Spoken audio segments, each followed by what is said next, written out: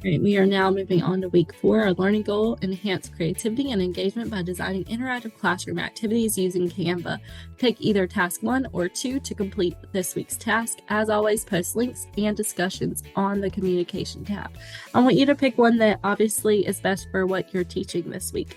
So, task 1, collaborative storyboard creation. Using Canva's collaborative features, create a storyboard for a lesson or project incorporating images, text, interactive elements. I encourage creativity and teamwork as you design your storyboards. Post your link to Padlet on the communication tab.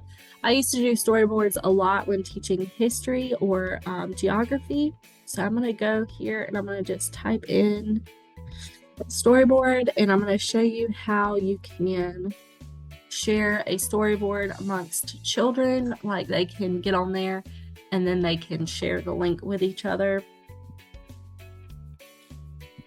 So the first way they could do it is just share a doc and then post the link there. And I feel like that's the easiest way because sometimes there's issues with the in-class sharing. But here is a storyboard. So say that they're telling us about the American Revolution and how it started, you know, what happened first, second, third, fourth, fifth, sixth, and finally the battle that started the American Revolution. So we could tell them, go ahead and type in American Revolution and then share. And then if they're a part of the class, they can actually type the kid's name. So here's one of my students, and I could share that to them and then they could share it with their partner. Or like I said, the way that I've had the least amount of issues is they go to here, anyone with a link can edit. They do want their partner to be able to edit, and they only want to share it to their partner. So they copy that link and then they post it to a Google document, and then they share that document, and then they click on it and then boom, it's there. Now they'll never have to do that again, because when they open it back up, it will be under their projects. And I'll show you real quick where that is. So when they share it with each other and they're both typing on it and messing with it under projects, when they log back in, it will be right here. So they'll be able to see it. Right now, my students are working on a wanted poster for who stole some Easter eggs. So if those pop up, don't be alarmed. But there's the American Revolution one that we were just on. So that would be a way to do that one. You know, they could both simultaneously be typing on this and changing things. So, and then they can find pictures and then type a little something about what each picture represents. And it could turn into a really awesome way to see if they understood what led to the American Revolution, or if they're studying a novel, you know, what were the sequence of events that happened before something, you know, big happened in the story. Whatever the case may be, I found it very helpful, and I use this the most when I taught history. So that would be like the first option, if this aligns with what you're teaching this week. And then the second option is a virtual field trip planning. Plan a virtual field trip using Canva. Create visually appealing itineraries, tickets, informational posters to accompany the trip. Explore Canva's libraries of images and icons to enhance the experience for students. Share your virtual field trips. This is a lot more in-depth of a project to do.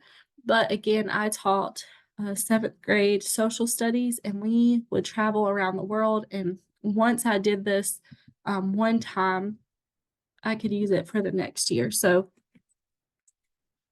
again, I apologize. I'm battling a really bad strain of strep. I currently have a fever. But again, you can make these really awesome, you know, posters.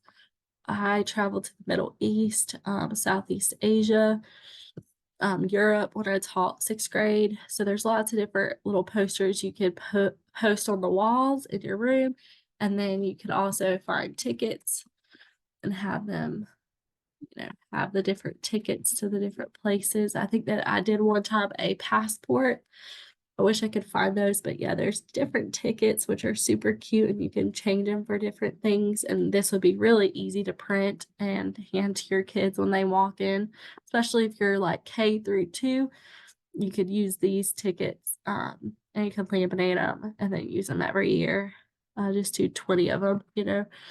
I did passports one year, so the kids would get their passport stamped, and they really enjoyed that one. So create a little passport book like this one, and then they had to actually put inside, see the pictures of where they went on that virtual field trip. So you would send them this link and let them fill out what the standard asks them to fill out. So instead of, this would be their picture, and they can physically take a picture of themselves right here where it says uploads. You can actually take a picture of yourself somewhere in here. And if not, you can take a picture with your Chromebook and then upload the file from your drive, and they can put a picture there. They had a lot of fun with that. And then right here, I would just change it to say the things of the standard. So, like, some of the things we had to learn about was the type of government, the type of religion, some cultural aspects. So I would put that probably in here, just change it around and edit it to make it fit my lesson.